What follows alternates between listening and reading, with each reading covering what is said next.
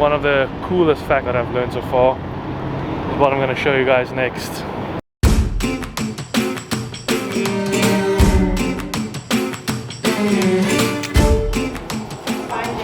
Can I get one of those, please?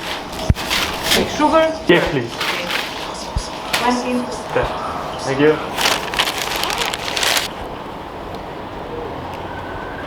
What is it?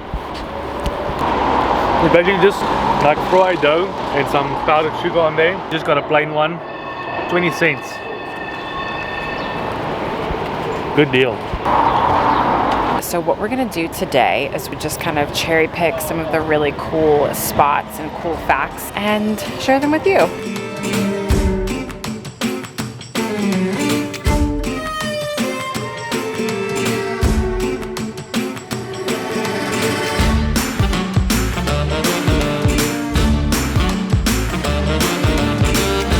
So we're gonna start just right around the corner from that bakery here on what's called Bohemian Square or Quarter. We think it's called Skadalahara. Is that right? Yeah.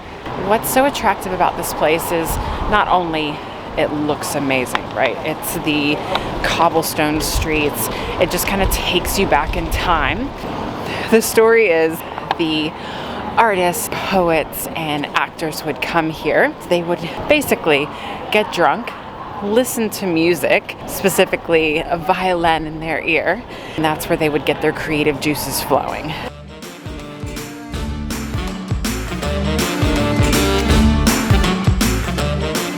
This place is so history rich. In the 1800s there was a guy called Girok Verent, and that's the guy that's printed on the 1,000 dinar bill, and his family, they were brewers of beer, and some of his recipes is still used today.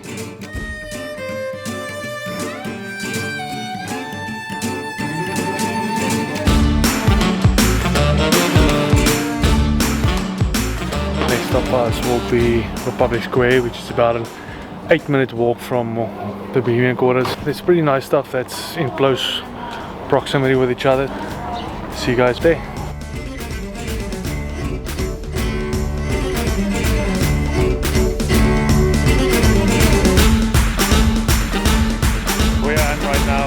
Republic Square, and the statue right behind me is the statue of Prince Michael, and he was the person that liberated Serbia in 1973, but it wasn't recognized until 1874.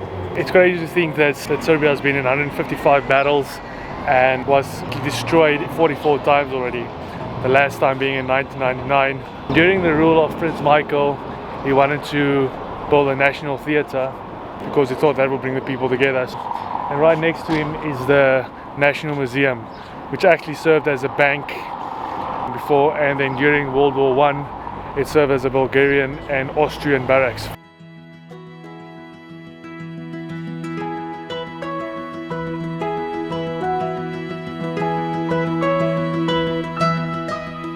Alright, so right now we're heading down Nez Malohov. And it's just right beside Republic Square, and it is super packed every time we've come down here, even in the early mornings and even more so at nighttime. But there's live music, there's tons of shops, but just beware that the restaurants here are slightly more expensive than some of the other side street cafes you're going to go down. And I think it's mainly because it's a huge tourist attraction. It's just a really popular spot.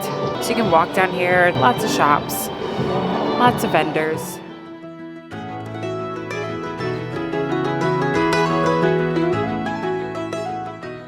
When you walk down here, you'll see there's musicians just playing their music, and it's definitely a very kind culture and a very helpful and family and friend orientated, and that's really nice. From here, we're just going to walk down the street and head to the oldest kafana in Belgrade and check that out.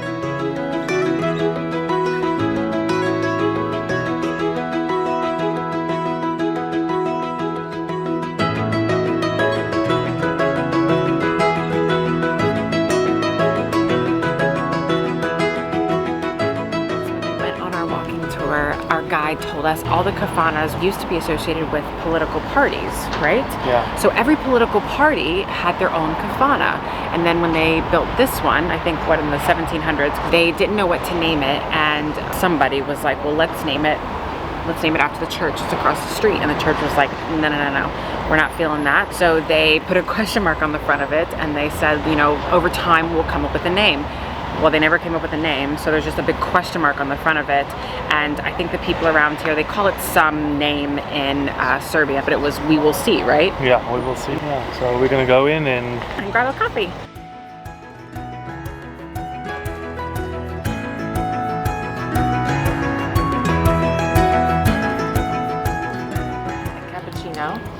Good. Please. And I just want to do a domestic coffee, please. Our guy told us to either order a domestic Turkish or black coffee. So I got a domestic coffee. With mine, I was thinking in this little package I was going to get like a little biscuit, but I opened it up and it's Turkish Delight. How perfect. Fabulous. Oh no, that's good.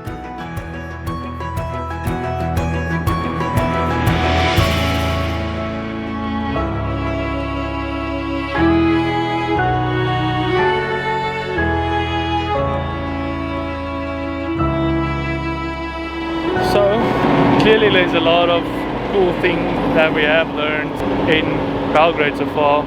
Like one of them is being one of the oldest cities in the world.